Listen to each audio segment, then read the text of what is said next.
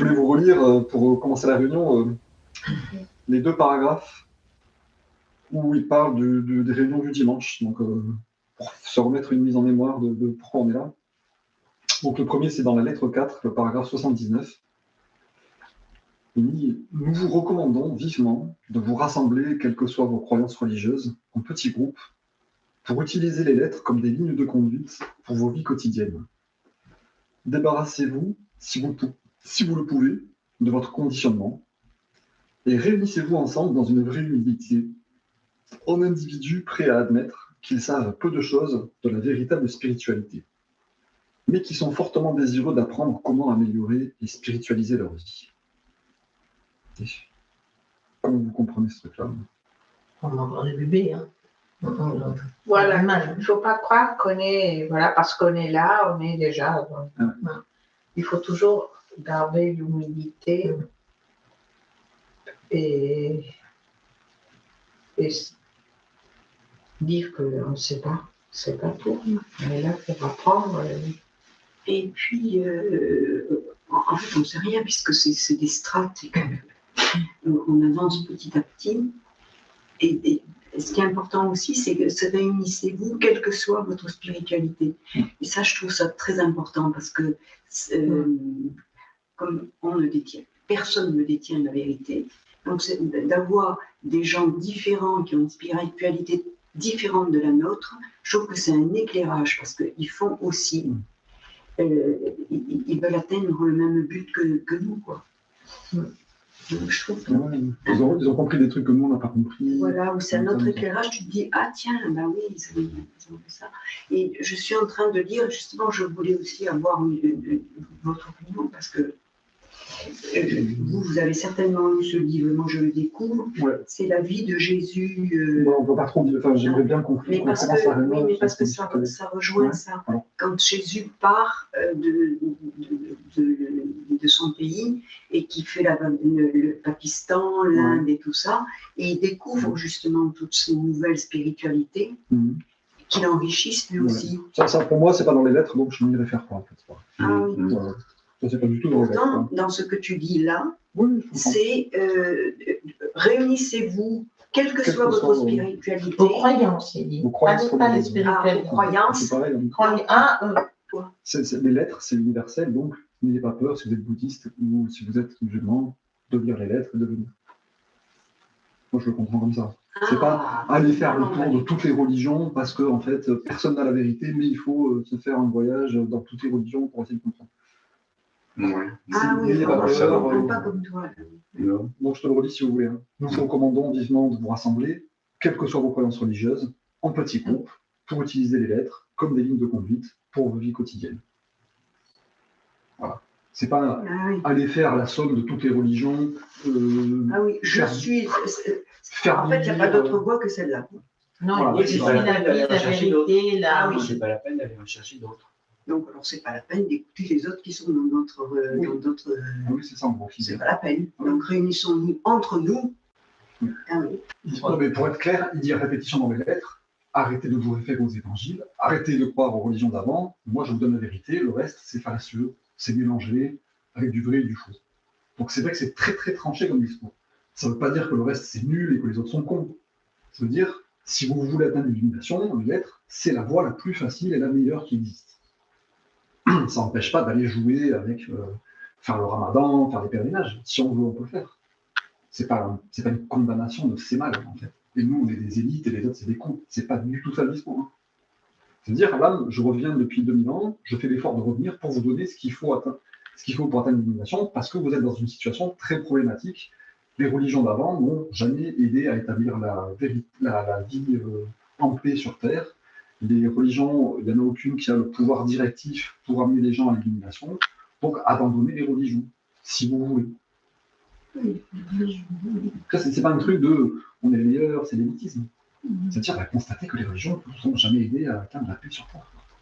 Ni la santé, ni à faire des miracles. Donc, moi, je vous propose des lettres. Après, c'est peut-être ce qu'on voulait. Ça peut paraître un peu dur et méprisant. Et puis après, c'est qu'il y a plein de livres super enthousiasmants où on dit plein de trucs sur Jésus. Il était là en Inde, il a rencontré des Pléiadiens, il a rencontré des druides. je pense que Jésus, c'est l'une des personnes qui a raconté le plus de trucs dessus, quoi. Après, voilà, on y croit si on veut. Vous attirez aussi attention sur le fait que utiliser les lettres comme des lignes de conduite dans vos vies quotidiennes. Et la phrase, voilà, en gens qui savent peu de choses sur la véritable spiritualité, mais qui sont fortement désireux d'apprendre. Moi, je le mets en lien avec, on ne peut pas changer notre compréhension de la vérité, on peut seulement l'approfondir. Vous vous souvenez, on avait vu ça il y a 15 jours, je crois. Donc c'est vrai que c'est ce genre, il faut voilà, essayer de lire plein de fois les lettres et pour bien comprendre ces passages-là, c'est pas du tout du mépris pour les religions, hein, c'est dire c'est compatible avec toutes les religions finalement, et ça approfondit la compréhension du truc, quoi. Donc ça c'était le premier paragraphe, lettre 479. Deuxième paragraphe, c'est lettre 9, paragraphe 49. Je vous exhorte à vous rassembler le dimanche pour parler de vos nombreuses bénédictions, pour rendre grâce sincèrement de tout votre cœur, et élever vos esprits en louange à ceux qui vous a donné l'être. Méditez ensemble pour attirer la conscience divine à travers vos esprits dans la conscience du monde, afin que la nature du divin puisse, de plus en plus, imprégner la nature de la psyché du monde de son propre amour transcendant. Vos groupes émettront une énergie de conscience spirituelle qui influencera les énergies de l'esprit qui sont autour de vous. C'est-à-dire les groupes, par la force, ça va transformer le monde, quoi, en fait, petit à petit. C'est notre comportement, quoi. De ça. Méditez ensemble pour attirer la conscience divine à travers vos esprits dans la conscience du monde. C'est intéressant comme projet. Oui, surtout qu'actuellement, la situation est plutôt encline à pousser à la colère encore et tout. À la fin, il dit vos groupes émettront une énergie de conscience spirituelle qui influencera les énergies de l'esprit qui sont autour d'eux. Oui, c'est très important ça actuellement. Super important. Donc c'est comme au niveau individuel, hein, quand on médite, on une pratique de développement spirituel, on va rayonner de l'énergie spirituelle autour de nous, on va contribuer à élever les gens qui nous entourent. Les groupes, c'est un peu pareil apparemment. En plus puissant encore. Ouais. D'ailleurs, il y en a plein de mouvements comme ça. Moi, j'en ai un tous les jours à 9h du soir. Plein, on se connecte et on fait une minute de silence. Envoyer de l'amour. Donc, il y a plein d'initiatives maintenant comme ça et c'est génial. Mais donc nous, voilà, si on fait ce groupe, l'intention, c'est ça. C'est aussi nous éclairer nos esprits en méditant ensemble et répondre à la conscience divine dans le monde, quoi. Ouais. Et surtout ne pas se laisser avoir par la paix descendre. Élever plutôt que redescendre. Même si on est toute seule et on médite en envoyant de l'amour, c'est efficace aussi, non? Mais plus quand on est ensemble. Non, Christine, je m'excuse, je t'ai répondu vraiment brutalement. Je suis un peu endormi, en mauvaise humeur. C'est vrai que c'est une discussion que j'ai eue tellement de fois que c'est un sujet qui m'énerve un peu en fait. Écoutez, ah oui, mais les lettres, c'est liquidiste, ils ne sont pas d'accord avec le reste. C'est peut-être moi qui ai ce problème, hein. Je retrouve le même problème. J'ai l'impression, tu vois, que tu es, pardonne-moi, je le dis sans méchanceté, pour moi, tu m'apparais un peu rigide.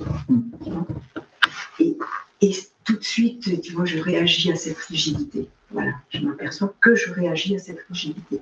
Alors, j'ai du travail certainement à faire avec quand je sens une rigidité chez les gens. Moi, je suis un peu psychorigide, je l'avoue. Voilà, c'est bien de la reconnaître. Moi, ça me tétanise, ça. Parce que je me dis, mais personne sur Terre ne détient la vérité. Oui, c'est peut-être la voie royale. Mais moi, j'ai vu des êtres éveillés, j'ai rencontré des êtres éveillés qui ne sont pas sur cette voie-là, tu vois. Et ça m'interpelle. Je me dis, comment? Après, des êtres éveillés comme qui, par exemple? Tish Nathan. J'estime que c'est un être qui a été vraiment au bout de son chemin D'accord. et qui dit dans toute Je simplicité comprends. comment on chemine. Et j'en ai. Bon, Thich Nhat Hanh, c'est celui qui me touche le plus. Je pense à lui parce que je le suis beaucoup. Et tu vois, et jamais il m'a dit mais c'est cette voie-là, tu vois. Mais il fait ce qu'il veut, Thich Nhat Hanh. Oui, mais C'est pour ça que bon, moi, moi je je fais te pas parle le- par rapport à moi. Hein, C'est pour ça que moi, je fais pas un groupe sur Thich Nhat Hanh, quoi. Oui, non, mais je n'en parle pas non plus. C'est pour ça que Voilà. je suis conscient qu'il y a plein de courants spirituels, c'est pas ce qui manque, il y a plein de gens, il y a Armel Six, il y a Isabelle Padovani, il y a, comment elle s'appelle, Oui, Claude tout ça, je ne Vidal. connais pas si tu veux. C'est hein. plein de gens qui disent, moi je suis éveillé, ils racontent des super trucs, et il y a plein de gens qui les suivent, des centaines de milliers de gens, beaucoup plus que mon groupe, hein. Donc on est 4. Donc je suis conscient que ça paraît déraisonnable de dire ça en fait.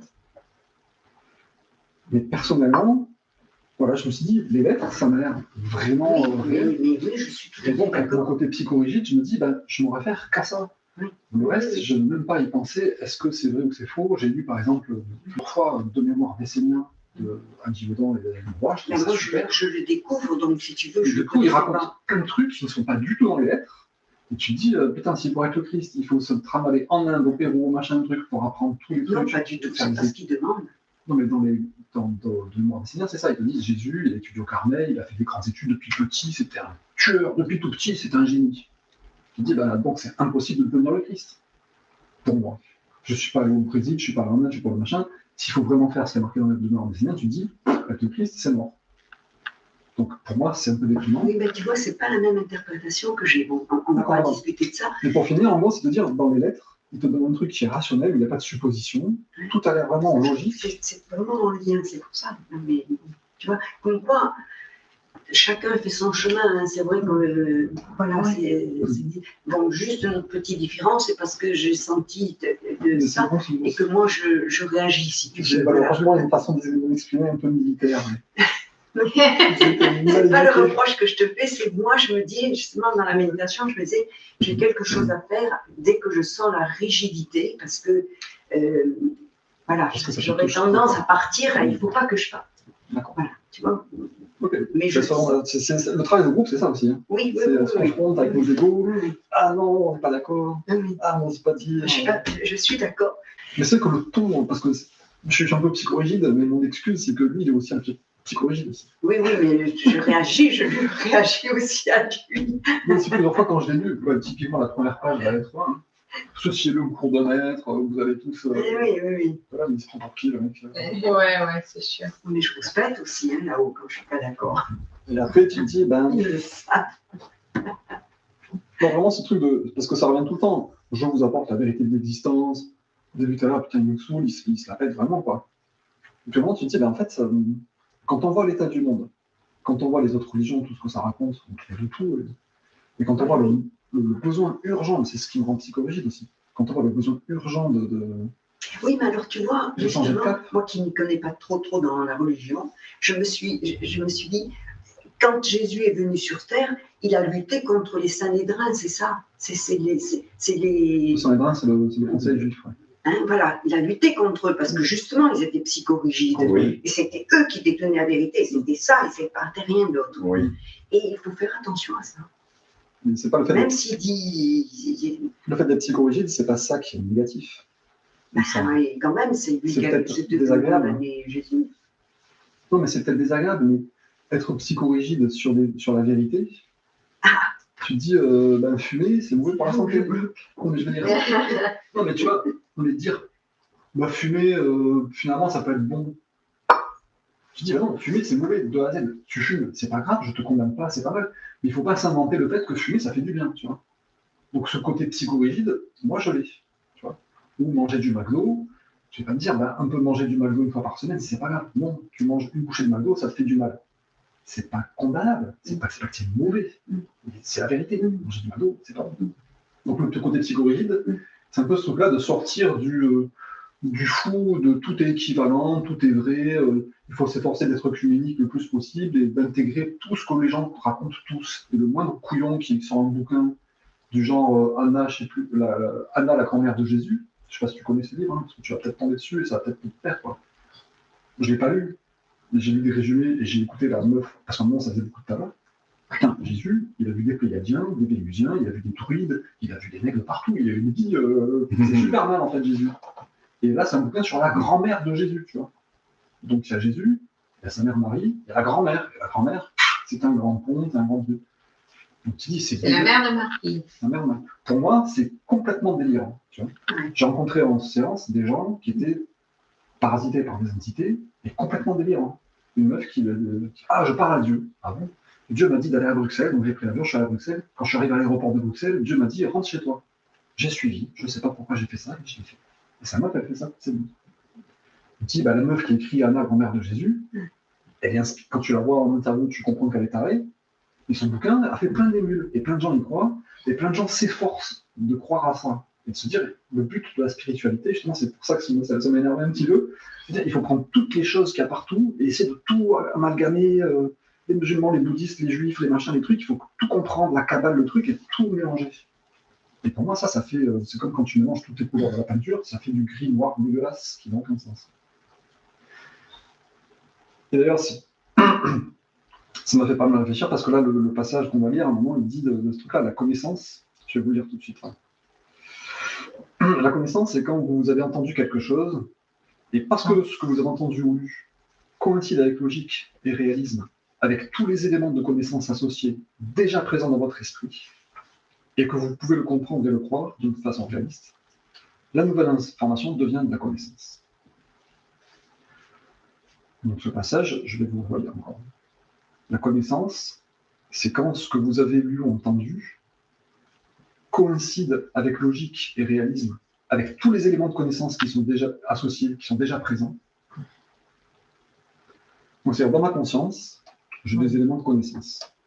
Je veux dire quelque chose sur un sujet, parce que cette chose correspond à ce qui est déjà dans ma conscience et s'adapte à tout ce que j'ai déjà compris sur ce sujet. Cette nouvelle chose va devenir de la connaissance. Okay. Donc si j'ai lis un truc sur les poissons, je connais déjà plein de choses sur les poissons, je lis un nouveau truc, il faut que ça ne contredise pas mes connaissances sur les poissons, sinon je vais le rejeter.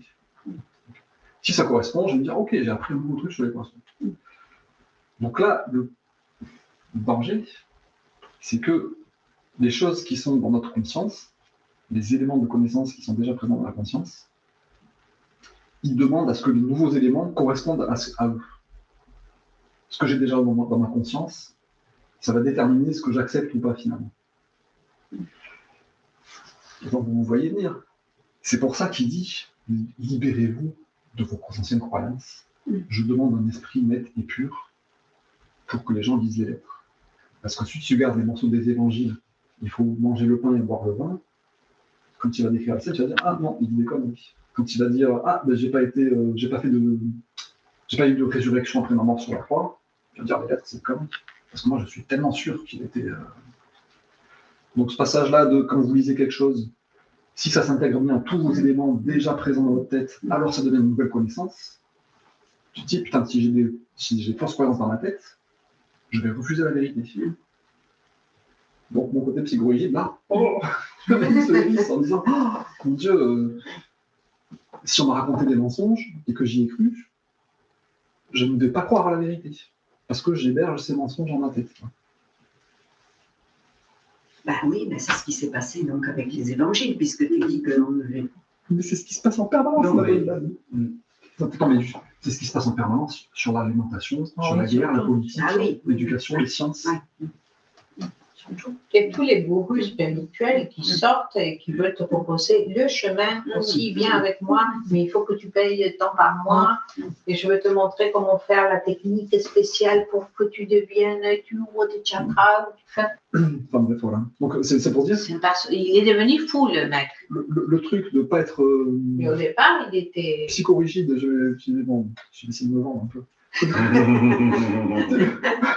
Le fait de ne pas être psychorigide sur ce qu'on accepte comme étant vrai, ça crée ce problème-là une fois que j'y crois, du coup, comment dire, les croyances sont dures comme du béton à défaire. J'ai pas envie de m'en défaire de ces croyances. C'est comme Mark Twain qui disait c'est beaucoup plus facile de tromper quelqu'un que de lui montrer qu'il était trompé. Oui. Tu vois. Oui, je suis tout à fait d'accord. Donc c'est difficile pour lui. C'est le discernement. Ce discernement, on peut se faire piéger aussi. On n'est pas à l'abri de ça. Hein. Tout à fait, bien sûr. Même si tu fais très attention, tu vois, moi, dès qu'on me dit c'est la voix, je dis oui, je vais voir. Oui, non, mais c'est bien que tu aies Oui. cette action aussi parce que tu te protèges. Et Ah oui, tu j'ai veux. pas envie de me faire embarquer Voilà, et dans un c'est truc qui. Voilà, tu es bien pied sur terre. Voilà, Oui, non, c'est sûr. Non, non, oui, mais tu sais, on n'est pas à l'abri de rien du tout. Ah non, non, pas du tout. Ouais. Mais tu vois, c'est ça aussi d'écouter la voix de Dieu. La semaine dernière, elle en parlait, là, d'être là pour écouter, même dans la prière, tiens, en te demandant de me parler, je sais que je pourrais être un peu solidaire de conscience. On demande à Dieu de nous parler. Donc on a une petite voix à l'intérieur. Et c'est cette petite voix qui doit nous donner le discernement. Tout à fait. Et j'ai bien lu dernièrement que c'était dans l'important du moment, c'est ce petit moment, ce moment de seconde là où tu perçois et après le mental vient par-dessus. Et ça, voilà, c'est ce moment-là qu'il faut élargir au plus possible pour capter, parce qu'après c'est. Et s'empêcher de réfléchir. Et s'empêcher de réfléchir. Ok, je me suis. Voilà, cette ouverture qui se referme tout de suite. Ben, souvent, on le rate, quoi. Hein. Ah oui. Quelquefois, non, on le capte. Chacun suit son chemin. Et je trouve que c'est important aussi de ne pas se forcer pour faire comme les autres. Ah ben Ou là, pour correspondre au. c'est clair. Hein. Parce que souvent, c'est ce qu'on a tendance à faire au début, quand même. Mais voilà, on est dans un monde difficile, hein. C'est vrai que. On va voir. Non, on était prévenus, hein. On était Non, mais au niveau de la vérité, on sent que c'est du n'importe quoi partout, on perd un an, soit. Mais on reste, tu vois, même si on tombe dans le panneau, tu restes toujours pied sur terre, tu vois. Et je sais que mon chemin il est plus individuel et travailler sur. Il n'y a pas besoin de faire le chemin de Saint-Jacques, faire tous les chemins qui mènent à Dieu.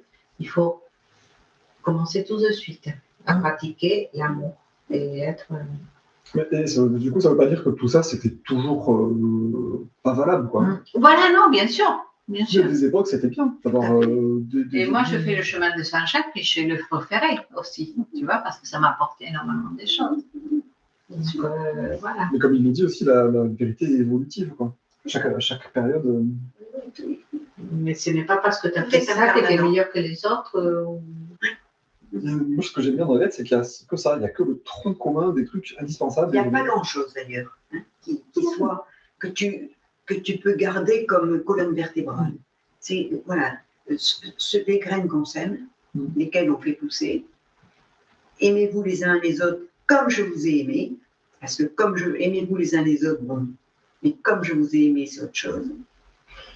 Et je trouve que déjà, si on a ces deux lignes et qu'on les tient, bon, Faites aux autres ce que vous voudriez et qu'on fasse. voilà, faites aux Dans autres. les lettres, Demandez, en fait, vous c'est aurez. ça, la formulation, c'est ça, c'est pas aimez-vous les uns les autres. Ouais. C'est faites aux autres ce que vous Voilà. aimeriez qu'on vous Oui. fasse. Oui.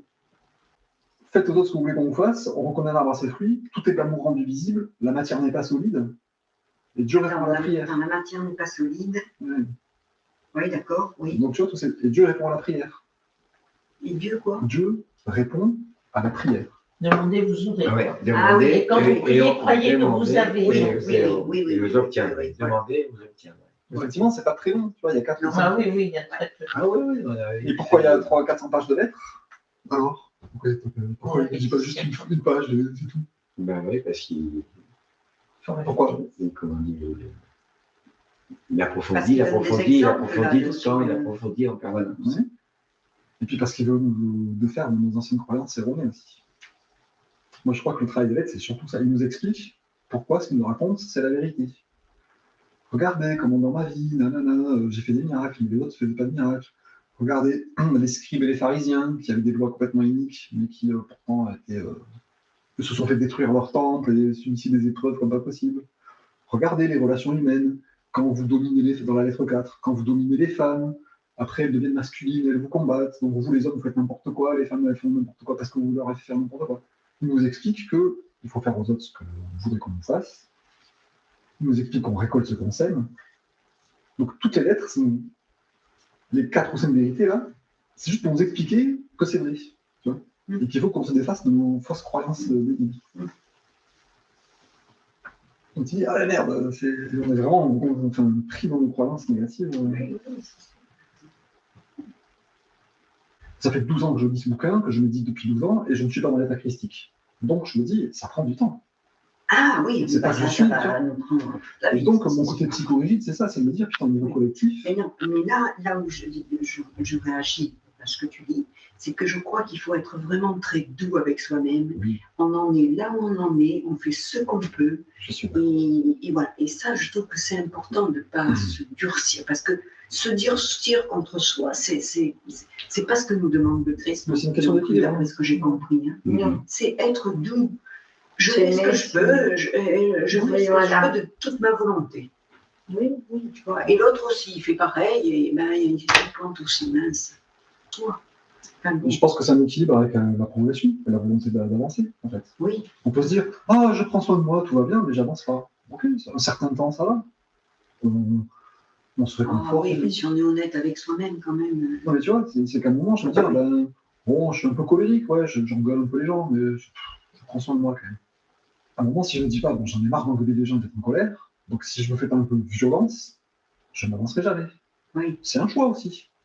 Moi, j'en connais plein des gens qui ont choisi de se dire, ça y est, moi, je suis arrivé. Je suis dans le royaume des cieux, ou Ah oui, oui. les êtres éveillés, genre connaît Dylan, hein. Elle sur son site web, elle dit, moi, je suis plus avancé que Bouddha, quoi. Et tu la rencontres, et tu veux parler avec elle, tu vois que c'est une ménagère de plus de 50 ans. Quoi, Ouais. tu vois.